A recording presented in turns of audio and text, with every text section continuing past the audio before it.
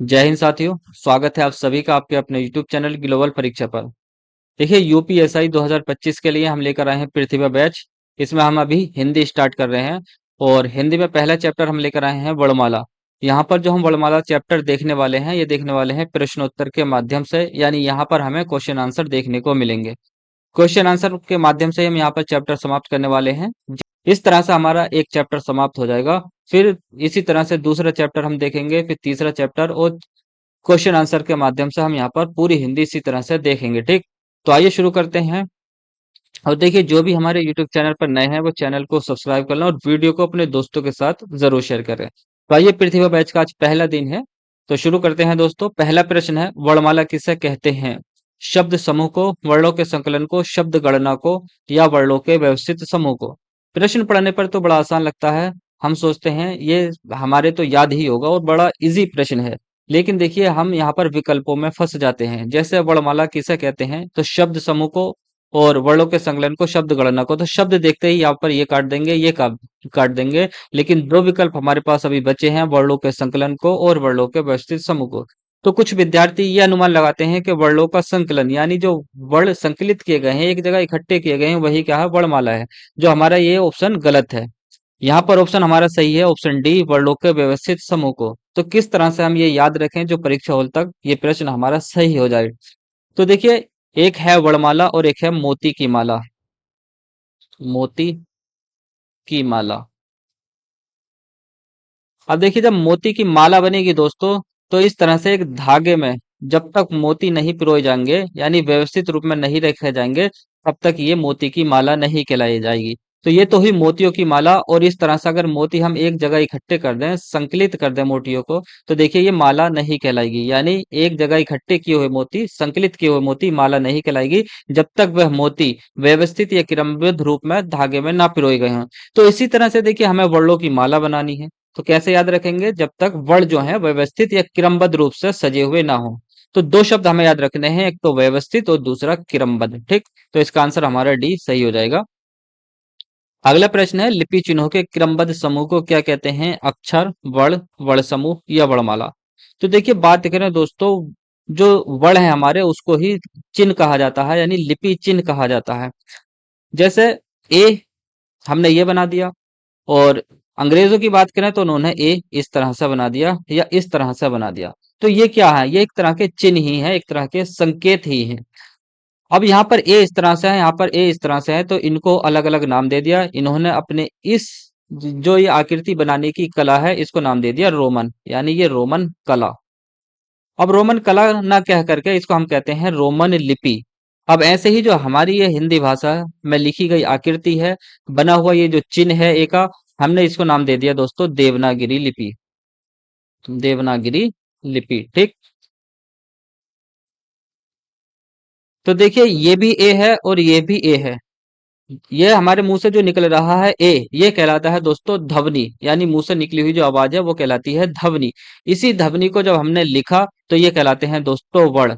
तो कहने का मतलब ये है कि जो ध्वनि का लिखित रूप है वो कहलाता है वर्ण, और जो वर्णों का मौखिक रूप है वो कहलाता है दोस्तों ध्वनि। यह भी प्रश्न पूछा जाता है तो वर्णों का मौखिक रूप क्या कहलाता है? ध्वनि। और ध्वनि का लिखित रूप क्या कहलाता है? वर्ण कहलाता है। अब देखिए ये हमने इसको लिपि कह दिया, तो और ये है चिन्ह, तो ये क्या कहलाएंगे? लिपि चिन्ह कहलाएंगे। और है क्या? ये वर्ण ही है। ठीक, तो लिपि चिन्ह कह दो या वर्ण कह दो, तो इनका क्रमबद्ध समूह क्या कहलाता है? अभी मैंने आपको पीछे बताया था, इनका जो व्यवस्थित या क्रमबद्ध समूह है वो वर्णमाला कहलाता है। ठीक, बात करें अक्षर की, तो अक्षर किसे कहते हैं? तो देखिए अक्षर कहते हैं जिसका उच्चारण एक आघात में हो जाए। एक आघात मतलब एक चोट में हो जाए। कहने का मतलब यहाँ पर ये है, जैसे मैं अगर कहूं देखिए का और ला को मिलाकर, तो ये कहूंगा कल। तो ये देखिए ये कल, तो इसमें का और ला ये दो आघात आ रहे हैं। ठीक, अगर मैं खाली कहूं का, तो ये एक आघात हो रहा है। ठीक, तो जिसका उच्चारण एक आघात में हो जाए, और यहाँ पर ला, तो इनका उच्चारण हो रहा है। अब देखिए अगर इसको हम उच्चारण कर रहे हैं तो ये क्या चीज है? ये स्वर लगा हुआ व्यंजन है, यानी स्वर लगा व्यंजन। व्यंजन क्या होता है? जिसके नीचे हल लगा होता है वो होता है वास्तविक व्यंजन। और इसको जो उच्चारण देने में सहायता करते हैं वो सहायता करते हैं दोस्तों स्वर। तो इसको जो उच्चारण करने में सहायता कर रहा है वो कर रहा है आ। अब इन जिसका उच्चारण होता है उसको ही हम अक्षर कहते हैं, ये बात भी आप ध्यान रखेंगे। यानी जो व्यंजनों का वास्तविक रूप होता है, जैसे का जिसके नीचे हल लगा हुआ होता है, वो होता है वास्तविक रूप। तो इनका उच्चारण नहीं होता। जब इनका उच्चारण नहीं होता तो ये अक्षर भी नहीं कहलाते हैं। अच्छा, सारे स्वरों का उच्चारण होता है, तो क्या सारे स्वर अक्षर कहलाएंगे? जी हाँ, स्वर सारे अक्षर ही कहलाते हैं, और जो व्यंजन है वो स्वर लगे व्यंजन अक्षर कहलाते हैं। देखिए, इसका एग्जाम्पल से आप अच्छे से समझ जाएंगे दोस्तों। जैसे एक शब्द है सत्ते। तो एक प्रश्न मैंने यहाँ पर यह देखा था कि यह बताइए सत्ते में कितने वर्ण हैं और कितने अक्षर हैं। तो यहाँ पर मैंने अभी आपको परिभाषा बताई, अक्षर वही कहलाता है जिसका उच्चारण हो। तो यहाँ पर देखिए, सा है एक, और सा के नीचे हम हल लगाएंगे, क्योंकि व्यंजन का वास्तविक या शुद्ध रूप वही होता है जिसके नीचे हल लगा हुआ हो। और जिसके नीचे हल लगा हुआ होता है दोस्तों, उसका उच्चारण नहीं होता। इनके उच्चारण के लिए हमें स्वर की सहायता लेनी पड़ती है। तो यहाँ पर सा को उच्चारण दे रहा है आ, ठीक। इसके बाद देखिए, यहाँ पर ता है, आधा ता है, यानी हल लगा हुआ ता है। इसके बाद या है, और या के नीचे भी हल लगाएंगे, फिर या को उच्चारण दे रहा है यहाँ पर आ। इस तरह से वर्ण अगर यहाँ पर देखें तो एक, दो, तीन, चार, पांच, पांच वर्ण यहाँ पर हैं, ठीक, पांच वर्ण। अक्षर की बात करें दोस्तों, यहाँ पर कितने अक्षर हैं? तो देखिए, सा का उच्चारण नहीं हो रहा तो अक्षर नहीं है, और इसके साथ आ मिला दिया तो यहाँ सा का उच्चारण हो गया, यानी एक अक्षर बन गया हमारा सा। इसके बाद देखिए, ता है, और ता को यहाँ पर उच्चारण नहीं होगा क्योंकि इसके साथ कोई स्वर नहीं है, तो इसको हम छोड़ देंगे। या को उच्चारण दे रहा है या, आ। तो यहाँ पर देखिए, दो तो हो गए अक्षर और पांच हो गए वर्ण, ठीक। तो अक्षर वही होता है जिसका उच्चारण हो, और सारे स्वर का उच्चारण होता है, वो सारे जो स्वर हैं वो अक्षर कहलाते हैं। अब देखिए, जो टीचर पढ़ाते हैं कि अक्षर, इसकी परिभाषा बताते हैं। अक्षर यानी वह जिसके टुकड़े ना हो सके, यानी जो क्षर ना हो सके, जिसके टुकड़े ना हो सके उसको अक्षर कहलाते हैं। देखिए, इसके जो शाब्दिक अर्थ है वो तो ठीक है, यानी जिसके टुकड़े ना हो सके। लेकिन हम जब यहाँ पर हिंदी पढ़ते हैं ना, कि अक्षर कौन से बनते हैं, तो जिसका उच्चारण होता है वही अक्षर कहलाते हैं। तो यहाँ पर इसका टुकड़े हो जाएंगे, क्योंकि जो सा है इसके हम टुकड़े करेंगे। कैसे करेंगे? सा में और प्लस आ में, ठीक। वर्ण की बात करें तो वर्ण में स्वर और व्यंजन हमारे आते हैं, यानी जो लिपि चिन्ह है वही वर्ण कहलाते हैं। वर्ण समूह, इस तरह से कह दो कि जो सारे वर्ण हैं वो एक जगह अगर इकट्ठे हो तो वो वर्ण समूह कहलाएंगे। जैसे लोग अगर एक जगह इकट्ठे हो जाएं तो लोगों का समूह कहलाएगा। तो आशा करता हूं जो अक्षर की परिभाषा है वो आपको समझ में आ गई होगी, ठीक। अगला प्रश्न है, हिंदी वर्णमाला में कुल वर्ण हैं 50, 52, 53, 54। देखिए, इंपॉर्टेंट इसलिए है प्रश्न दोस्तों, जो अगस्त 2024 से एक विशिष्ट वर्ण यहाँ पर जोड़ा गया है, और वो है ये। तो ये जो विशिष्ट वर्ण जोड़ा गया है, तो कुछ किताबों ने इसके जो वर्णों की संख्या है वर्णमाला में, वर्णों की संख्या 53 बताई है, जो कि गलत है। इसका सही आंसर अभी तक दोस्तों 52 ही है। जो पहले था वही इसका आंसर अभी है 52, ठीक। देखिए, मैंने बहुत सी किताबों में देखा है, और अच्छे अच्छे टीचरों से भी यहाँ पर इस पर मैंने बातचीत की, तो यही इसका सही आंसर है 52। उन्होंने ये बताया है दोस्तों, जैसे हमारे जो आगत ध्वनियां हैं, आगत ध्वनियां जैसे अरबी फारसी जो शब्द हैं उनके उच्चारण के लिए हम नुक्ता वाले जो ये व्यंजन लेते हैं, का, खा, गा, और जो अंग्रेजी शब्दों को सही से उच्चारण देने के लिए, जैसे कॉलेज है, ऑफिस है, इसके लिए जो आगत स्वर है ये वाला, तो जैसे ये वाले रखे हुए हैं हमारी हिंदी वर्णमाला के साथ, और इनकी गिनती नहीं की जाती, वैसे ही अभी इस विशिष्ट वर्ण को रखा गया है। यानी केंद्रीय हिंदी निदेशालय ने अभी इसकी जो संख्या है इसमें शामिल नहीं की गई है, इसको इन्हीं के साथ रखा गया है। तो अभी तक जो वर्णमाला में कुल वर्णों की संख्या अगर प्रश्न में पूछेगा तो उसका सही आंसर 52 ही है, जबकि अनेक किताबों में इसको 53 कर दिया गया है, ठीक। और देखिए, जैसे परीक्षा नजदीक आएगी मैं आपको इस प्रश्न को और भी कराऊंगा, यानी अपडेट आपको देता रहूंगा। तो अभी तक तो देखिए, केंद्रीय हिंदी निदेशालय की तरफ से इसकी जो संख्या है वो 52 ही मानी गई है। और जैसे देखिए, कैक है, गे है, और ये आगत स्वर है जो ऑफिसर डॉक्टर लिखने में यूज किया जाता है, तो अभी इनकी जो संख्या है जैसे इसमें शामिल नहीं की जाती, वैसे ही इस विशिष्ट वर्ण को यहाँ पर रखा गया। तो ये जोड़ा कब गया है? अगस्त 2024 में इसको जोड़ा गया था। अगला प्रश्न बनता है, जिनका उच्चारण स्वतंत्रता से होता है और जो व्यंजन के उच्चारण में सहायक होते हैं उसे कहते हैं संज्ञा, स्वर, व्यंजन, विसर्ग। मैंने अभी आपको बताया था दोस्तों, देखिए वर्णों की अगर बात करें तो यहाँ पर हम दो रूप देखते हैं, एक है स्वर और दूसरे हैं व्यंजन। व्यंजन, देखिए व्यंजन का जो वास्तविक या शुद्ध रूप होता है वही होता है जिसके नीचे हल लगा हुआ हो। कै खे गे। तो इनके नीचे जब हल लगा हुआ होगा ये व्यंजन का वास्तविक रूप होगा, तो हम इनका उच्चारण नहीं कर सकते, ठीक। और जो स्वर हैं हम इनका उच्चारण करते हैं।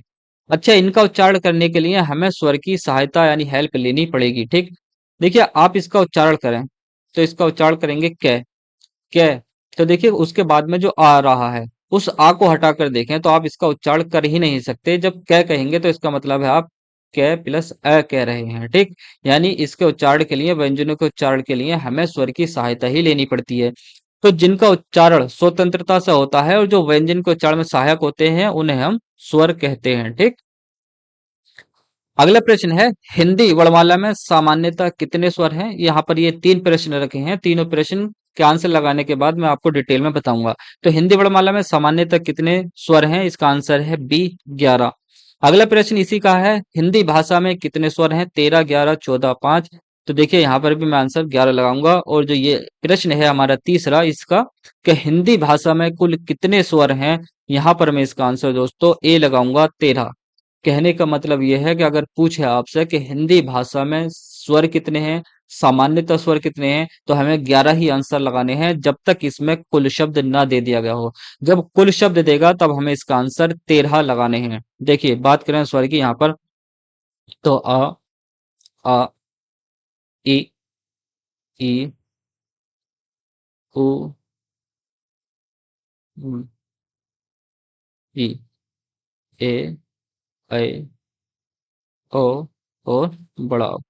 तो ये होते हैं हमारे सामान्यतः स्वर, 1, 2, 3, 4, 5, 6, 7, 8, 9, 10, 11, ठीक।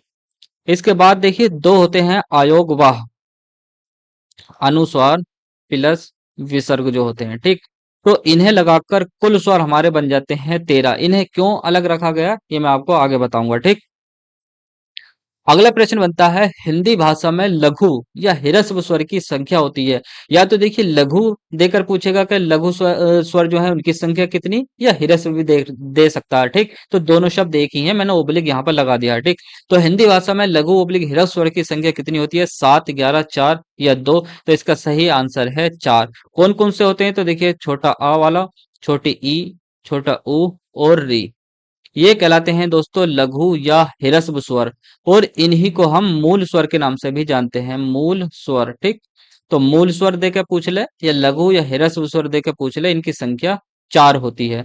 अच्छा, हमने पढ़े थे सामान्यतः स्वर 11 होते हैं, तो 4 तो ये हो गए, तो 7 कौन कौन से बचे? तो देखिए बड़ा आ बचा, बड़ी ई और बड़ा उ, ए ऐ ओ और आओ।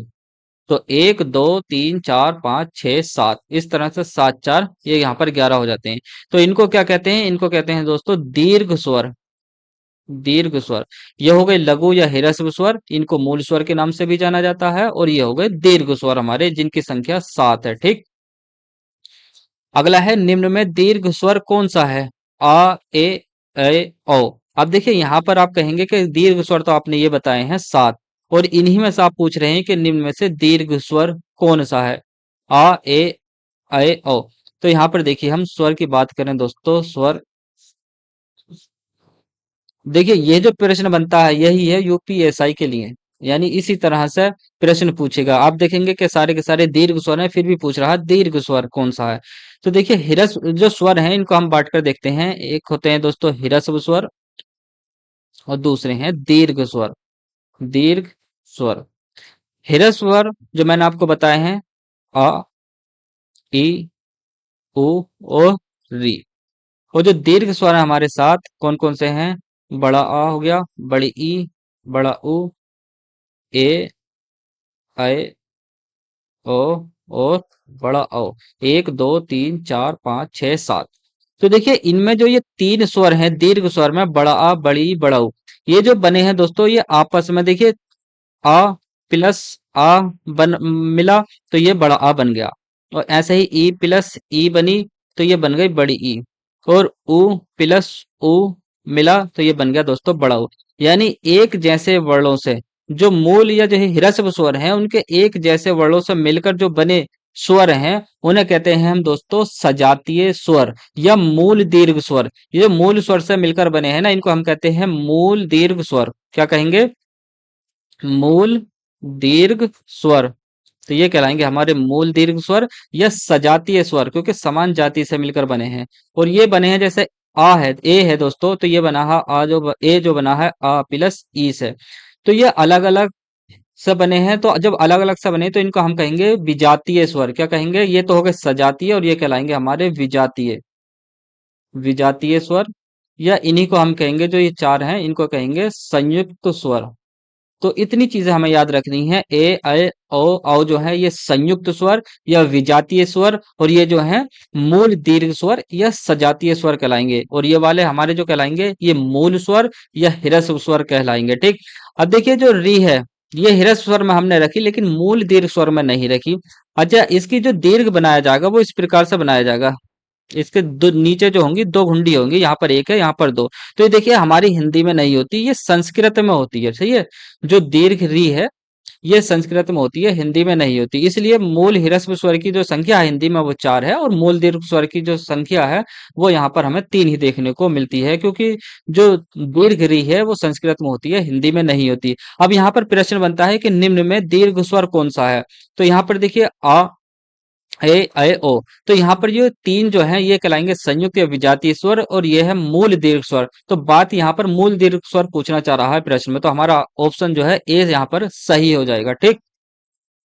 अगला प्रश्न है मात्रा के आधार पर स्वर कितने प्रकार के होते हैं? इंपोर्टेंट प्रश्न है। इंपोर्टेंट इसलिए है दोस्तों क्योंकि मैं इसका आंसर आपको बताने वाला हूँ तीन। तो मात्रा के आधार पर स्वर कितने प्रकार के होते हैं? तीन प्रकार के होते हैं। ठीक। कौन कौन से? ह्रस्व, दीर्घ और प्लुत। सही है। देखिए प्लुत स्वर की अगर हम बात करें तो प्लुत स्वर संस्कृत में देखने को मिलता है, हिंदी में प्लुत स्वर नहीं होता। लेकिन इसका आंसर अगर पूछा मात्रा के आधार पर स्वर कितने प्रकार के होते हैं, तो हमें इसका आंसर दोस्तों तीन ही लगाना है। आयोग ने ये कई बार प्रश्न पूछ लिया है और इसका आंसर हमें तीन ही दिया है। ठीक। तो ये प्रश्न है हमें याद ही रखना पड़ेगा, इसका आंसर जो है तीन है। हम ये दिमाग नहीं लगाएंगे कि हिंदी में तो ह्रस्व स्वर और दीर्घ स्वर दो ही होते हैं, प्लुत स्वर नहीं होता। तो मात्रा के आधार पर स्वर भी तीन प्रकार के, वो दो प्रकार के हो गए, जबकि इसका जो सही आंसर है वो तीन ही है।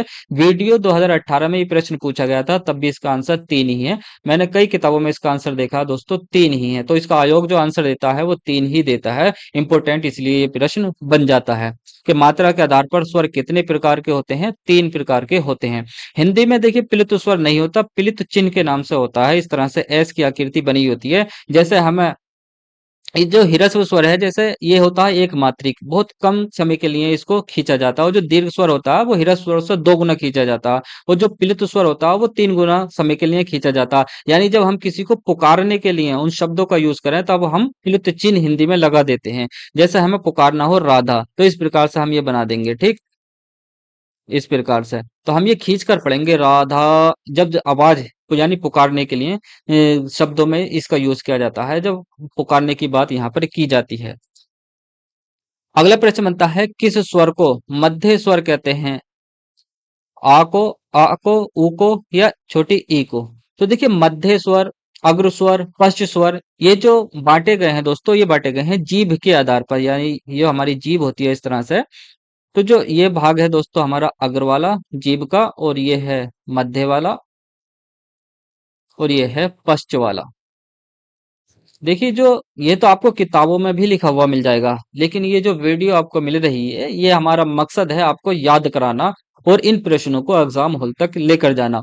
तो देखिए जो अग्र है, अग्र स्वर की हम बात करें तो यहाँ पर हम बात करेंगे, देखिए ई, बड़ी ई, ए, ऐ और री की। ठीक। और जो मध्य है, मध्य वाला भाग, इसमें मात्र एक आता है छोटा आ। और जो पश्च वाला है दोस्तों इसमें देखिए बड़ा आ, उ, बड़ा उ, और आओ, और बड़ा आओ। अब किस तरह से याद करेंगे? देखिए जो मध्य वाला भाग है इसमें याद रखेंगे मात्र एक ही है अ। यानी जब हम इसका उच्चारण करेंगे तो जो हमारा जीभ का मध्य वाला भाग है वो थोड़ा सा चौड़ा होता है। वो जो आगे वाला भाग है दोस्तों इसमें देखिए, इनको याद कर लें आप। जो ई से बनने वाले हैं, जो ई है देखिए ई, ई ए, आप देखिए ए में भी ई है, यानी अ प्लस ई से मिलकर बना है ए। तो ई से बनने वाले, अब री का उच्चारण हम करें तो री, इसमें भी ई आ रहा, तो इस तरह से हमको याद रख लेंगे कि ई से बनने वाले और ई की तरह उच्चारित होने वाले किस में आ जाएंगे, अग्र में आ जाएंगे, और मध्य वाले में मात्र आ रहेगा, और पश्च वाले में बड़ा आ और उ औ और औ रहेंगे। ठीक, तो यहाँ पर किस स्वर को मध्य स्वर कहते हैं, तो आ, यानी हमारा बी ऑप्शन यहाँ पर सही हो जाएगा, जो छोटा आ है। ठीक, होठों की स्थिति के आधार पर स्वर कितने प्रकार के होते हैं, 3, 5, 4 या 2? तो देखिए जीभ के आधार पर तो 3 प्रकार के, अग्र स्वर, मध्य स्वर, पश्च स्वर, और होठों की स्थिति की बात करें तो ये मात्र 2 प्रकार के होते हैं। कौन कौन से होते हैं, तो देखिए जब हम इनका उच्चारण करते हैं, तो जिनका उच्चारण करते हैं तो उनका उच्चारण करते समय हमारे होठ यदि गोल हो रहे हैं तो वो कहलाते हैं गोलाकार में, यानी हम कहेंगे उसको वृत्ताकार। और जिनका उच्चारण करते समय हमारे होठ गोल नहीं होते उनको बोलते हैं अवृत्ताकार। तो वृत्ताकार और अवृत्ताकार, वृत्ताकार और अवृत्ताकार। अच्छा, जो वृत्ताकार है इनको दोस्तों वर्तुल भी कहा जाता है, वर्तुल। और जो अवृत्ताकार हैं उनको अवर्तुल, अवर्तुल। ठीक, यानी वर्तुल होता है गोलाकार।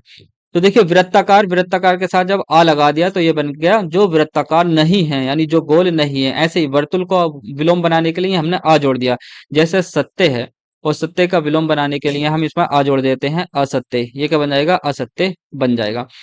तो वृत्ताकार और अवृत्ताकार, तो होठों की स्थिति के आधार पर स्वर कितने प्रकार के हो गए, 2 प्रकार के हो गए। ठीक, अच्छा वृत्ताकार कौन कौन से होते हैं, तो देखिए हम इसका उच्चारण जब करेंगे तो प्रैक्टिकली हम इसको देख सकते हैं, जैसे उ, उ, आओ और बड़ा आओ, ये किस में आते हैं, ये आते हैं वृत्ताकार में। और जो बाकी बचे दोस्तों वो आ जाएंगे हमारे अवृत्ताकार में। ठीक, अगला प्रश्न है, सभी स्वर होते हैं दीर्घ, अघोष, अल्पप्राण या महाप्राण?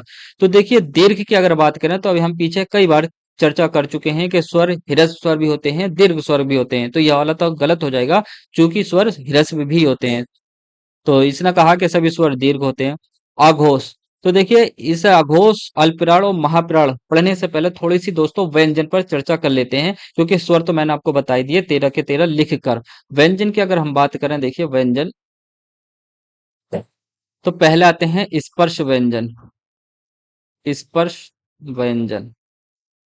स्पर्श व्यंजन में देखिए इसमें हम कैसे याद रखेंगे, तो हमें एक सूत्र है कचट तप, सूत्र ही क्या है दोस्तों, जो हमारे पहले बड़े हमने उनको याद कर लिया, कचट तप। ठीक, यानी कै वर्ग, कै, ख, ग, घ और ड़, ऐसे ही च, छ, ज, झ और उ। ट की बात करें, ट, ठ और ड, ढ और अड़, ऐसे ही त, थ, द, ध और न, और प, फ, ब, भ और म। इस तरह से ये जो होते हैं हमारे, ये कहलाते हैं स्पर्श व्यंजन। देखिए स्पर्श व्यंजन को जब हमने लिखा तो 5 तो इस प्रकार से बन रहे हैं और 5 इस प्रकार से बन रहे हैं, देखने में ये बिल्कुल एक वर्ग की तरह लग रहे हैं, यही कारण है दोस्तों इनको वर्गीय व्यंजन के नाम से भी जाना जाता है। तो प्रश्न पूछ सकता है कि वर्गीय व्यंजन किसको कहते हैं, तो स्पर्श व्यंजनों को ही वर्गीय व्यंजन कहा जाता है। अब देखिए ये तो है वर्ग, का वर्ग, चा वर्ग, टा वर्ग, ता वर्ग, पा वर्ग। जब मैं कहूंगा कि प्रत्येक वर्ग, प्रत्येक का मतलब है का वर्ग भी आएगा, चा वर्ग भी आएगा, टा, ता, पा।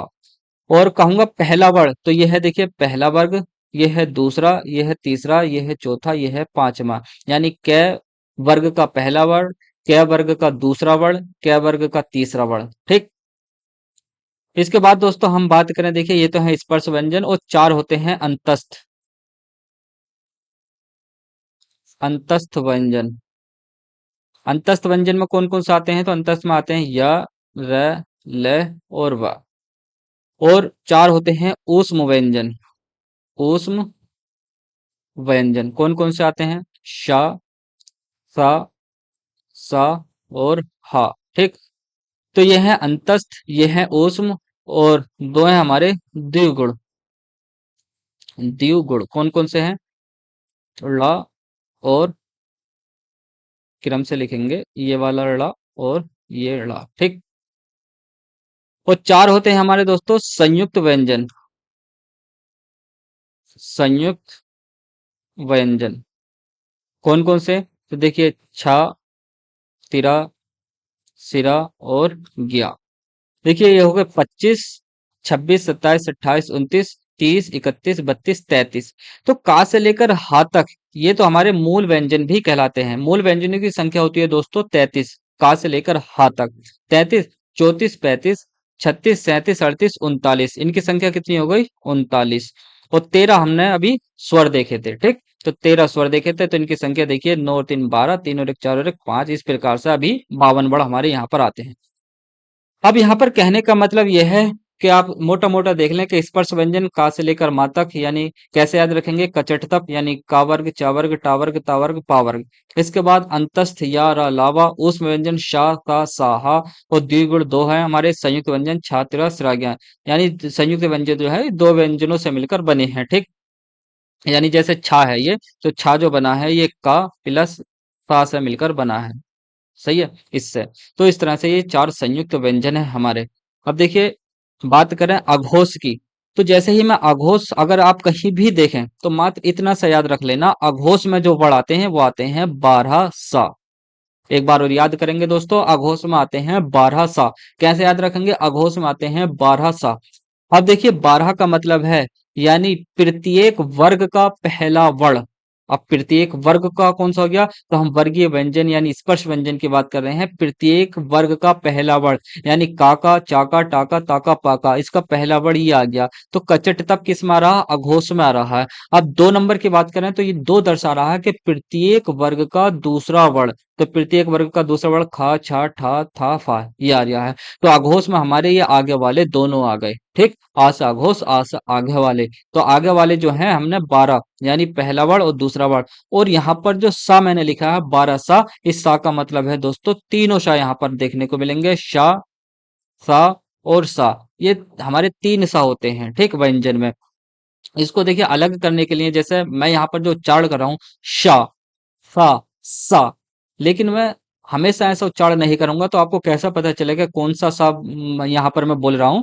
तो इसका नाम मैं रखूंगा तालुसा। प्रश्न में पूछा जाता है तालुसा दंतसा कौन से होते हैं, तो देखिए यहाँ जैसे हम इसको पढ़ते रहेंगे तो बार बार हमारा इसमें प्रैक्टिस भी होगी। और अगर प्रश्न आता है कि तालुसा कौन सा, तो हम इसका आंसर भी आसानी से लगा देंगे। तो इसको बोलेंगे दोस्तों तालुसा। और यह है देखिए मूर्धासा और यह है दंतसा, ठीक। तो इसके नाम याद रखेंगे, यह है तालु, यह है मूर्धासा और ये है दंतसा, ठीक। तो मैं कहूंगा तालुषा, तो इस याद रखें ये वाले को कह रहा हूँ, और मुर्दासा इस वाले को कह रहा हूँ। सा इसका उच्चारण होता है सा, और ये सा ये है इसका दंतसा, ठीक। तो अघोष हमारे सारे के सारे बड़े याद हो गए। 12 सा, इसमें सिर्फ इतने ही आते हैं 12 सा। तो ये कहने का मतलब यह है कि इसमें भी स्वर की चर्चा नहीं की गई। तो दूसरा ऑप्शन भी हमारा यहाँ पर कट गया। अल्प प्राण और महाप्राण की अगर मैं बात करूं दोस्तों, तो देखिए पहले महाप्राण देख लेते हैं। महाप्राण में कौन कौन से आते हैं? तो महाप्राण में देखेंगे दोस्तों, इसमें आते हैं 24, 24 ऊष्म, आहा। कहने का मतलब ये है दोस्तों, देखिए अल्प अघोष और सघोष। तो अघोष, तो घोष का मतलब होता है कंपन, अघोष जिसमें कंपन ना हो। ये मैं आपको परिभाषा बतानी भूल गया अभी। देखिए अघोष और सघोष होते हैं, अल्पप्राण और महाप्राण होते हैं। तो घोष का मतलब होता है कंपन और अघोष का मतलब होता है कंपन ना होना, यानी आ इसके साथ लग जाए तो यानी जिनका उच्चारण करते समय यहाँ पर कंपन होता है उसको बोलते हैं घोष वर्ण या सघोष वर्ण, और जिनमें कंपन नहीं होता उनको बोलते हैं अघोष। तो अघोष में याद रखेंगे 12 सा। अल्प प्राण और महाप्राण का मतलब यह है, प्राण का मतलब होता है वायु या श्वास। यानी अल्प प्राण जब हम उच्चारण करते समय व्यंजनों का उच्चारण करते हैं तो देखते हैं जब कम वायु मुंह से निकले तो वह आएंगे अल्प प्राण में, और ज्यादा वायु ज्यादा श्वास निकले तो वह आएंगे महाप्राण में। तो यहाँ पर महाप्राण याद रखेंगे 24 ऊष्म। तो देखिए जैसे ही 24 डिग्री की ऊष्मा जब लगी तो मुंह से निकल गया आहा, सही है। 24 डिग्री की ऊष्मा जैसे ही लगी तो मुंह से निकल गया आहा।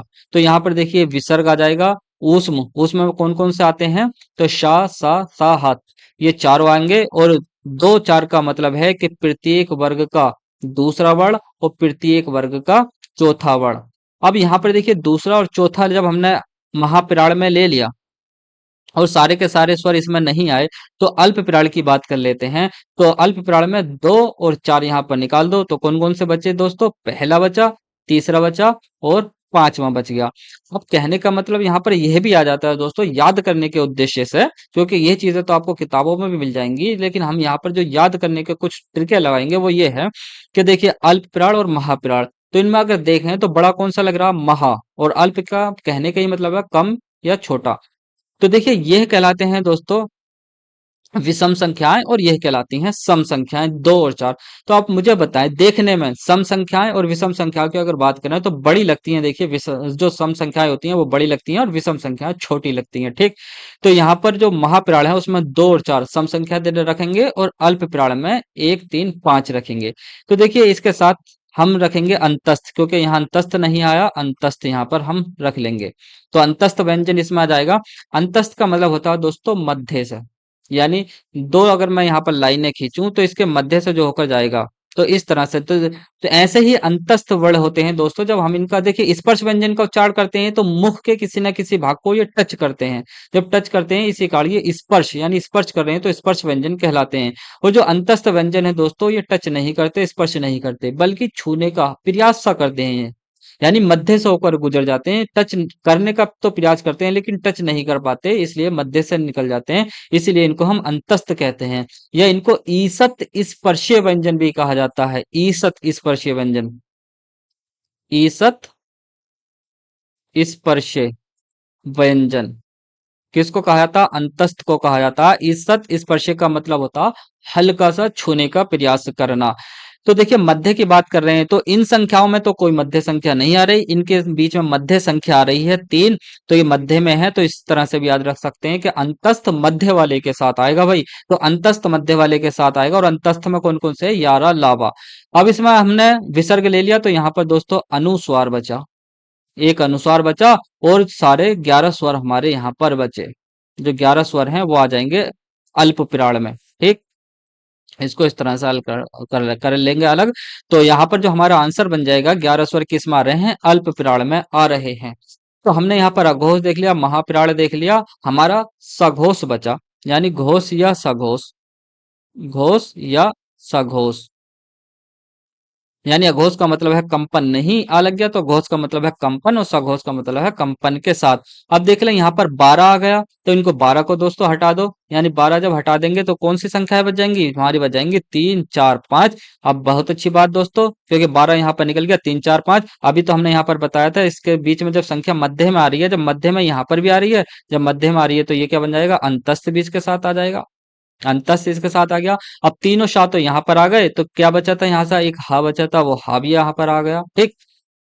और क्या बचा, आल स्वर यहाँ पर हमारे आ जाएंगे, आल स्वर, यानी 13 के 13 स्वर इसमें आ जाएंगे।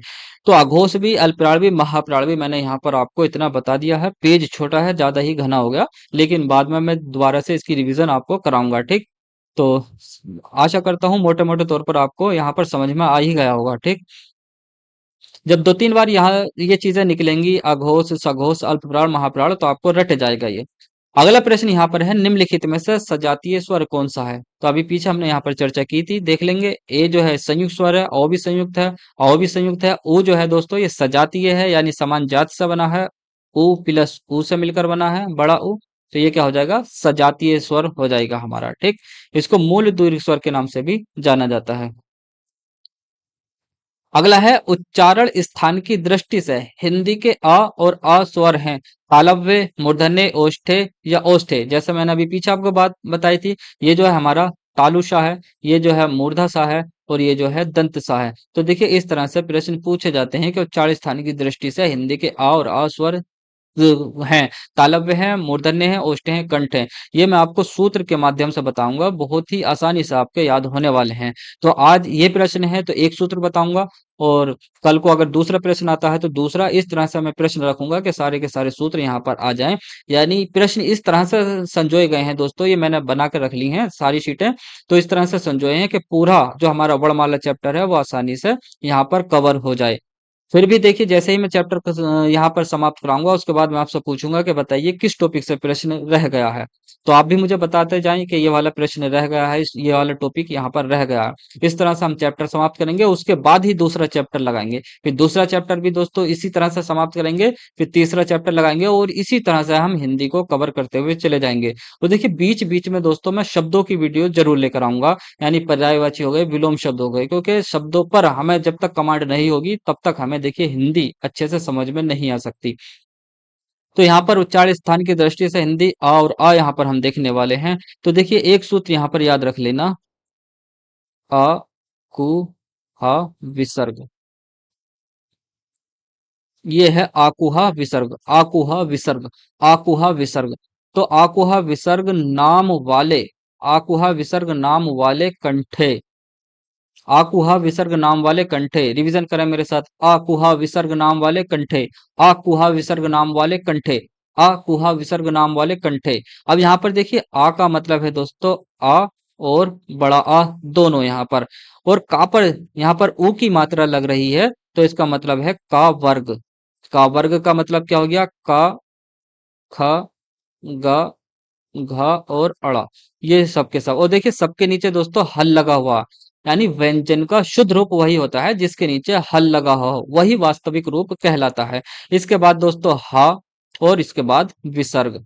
तो ये सारे के सारे जो आते हैं कंठे में आते हैं। अभी तो यहाँ पर आ और आ दे रखा है, आगे को हा भी दे सकता है, विसर्ग भी दे सकता है, या का वर्ग में से कोई एक उठाकर भी पूछ सकता है कि निम्नलिखित में से कंठे कौन सा है। तो आ और आ हमारे यहाँ पर क्या हो जाएंगे दोस्तों, कंठे हो जाएंगे। ऑप्शन डी यहाँ पर हमारा डी सही हो जाएगा, कंठे। तो आ और आ क्या है, हमारे यहाँ पर कंठे हैं। ठीक। तो ये हमारा, हमने यहाँ पर 15 प्रश्न देख लिए हैं, क्योंकि जो पहला प्रश्न था उस पर नंबर 2 था, शायद आपको याद होगा। तो यहाँ पर ये जो हमारे हैं 15 प्रश्न हो गए हैं। हम बात कर रहे थे ये सूत्रों की, आगे को कोई दूसरा अगर प्रश्न आता है तो हमें वहां पर भी वह सूत्र मैं आपको बताऊंगा। ठीक। अब देखिए, बात करें, देखिए यहाँ पर मैं हल की बात कर रहा था दोस्तों, ये होता है हल।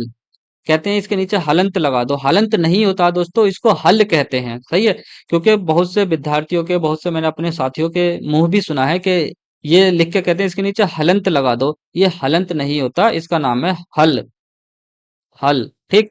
अब जो हल लगे व्यंजन होते हैं उसको दोस्तों हलंत कहते हैं। क्या कहते हैं, हलंत। इसको हलंत कहते हैं, हल लगे व्यंजन को। कहने का मतलब यह है हल प्लस अंत, यानी जिसके अंत में हल लगा हुआ हो उसको हलंत कहते हैं। सही है। और जिसके साथ में स्वर अगर लग जाए, जैसे का है, इसके नीचे जब ये हल लगा हुआ तब तो ये हलंत कहलाएगा। और जैसे ही जिसके इसके नीचे अगर हम प्लस आ जोड़ दें इस तरह से, तो ये का बन जाएगा। तो ये हो जाएगा हमारा स्वर लगा व्यंजन। जब स्वर लगा व्यंजन कहलाएगा दोस्तों, तो यह कहलाता है अजंत। ये चीज भी याद रखेंगे, छोटी छोटी चीज है। ठीक। प्रश्न कुछ भी पूछ सकता है भाई, यूपीएसआई की परीक्षा है ये, कांस्टेबल की नहीं है। तो जिसके अंत में हल लगा हुआ है उसे कहते हैं हलंत, और जिसके अंत में स्वर लगा हुआ है उसे कहते हैं अजंत। अब देखिए, अजंत को अगर हम यहाँ खोल कर देखें दोस्तों, अजंत, अजंत, तो यह बनता है अच प्लस अंत से, अच प्लस अंत से। ठीक। तो ये संधि का पार्ट है दोस्तों, चा जो है वो किस तरह से जा में चेंज हुआ है, तो मैं संधि में आपको पढ़ाऊंगा। लेकिन जब यहाँ पर संधि होती है और चा के बाद देखिए यहाँ पर स्वर आया है, तो ये चा जो है जा में चेंज हो जाएगा। अच प्लस अंत, यानी जिसके अंत में अच लगा हो। तो यहाँ से एक चीज और मिल गई दोस्तों हमें, अच किसे कहते हैं, अच कहते हैं स्वर को। यानी इनके अंत में क्या है, जो व्यंजन के अंत में जब स्वर लगाते हैं तभी उसका उच्चारण होता है। तो इनके अंत में क्या लगा हुआ है, अच लगा हुआ है। तो जो हल लगा हुआ वर्ण होता है उसको हलंत कहते हैं। और जिसके नीचे हल नहीं होता उसका मतलब है कि उसके साथ स्वर है उसके उच्चारण के लिए, तो उसको अजंत कहते हैं। और जब हमने अजंत को खोलकर देखा तो अच प्लस अंत, यानी अच का मतलब है स्वर। ठीक। तो इस तरह से देखिए आपको हिंदी यहाँ पर पढ़ने मिलेगी। तो ये थी दोस्तों आज की हमारी वीडियो, आशा करता हूँ आपको पसंद आई होगी। इसे अपने दोस्तों के साथ जरूर शेयर करें। इसके लिए इतना ही, जय हिंद।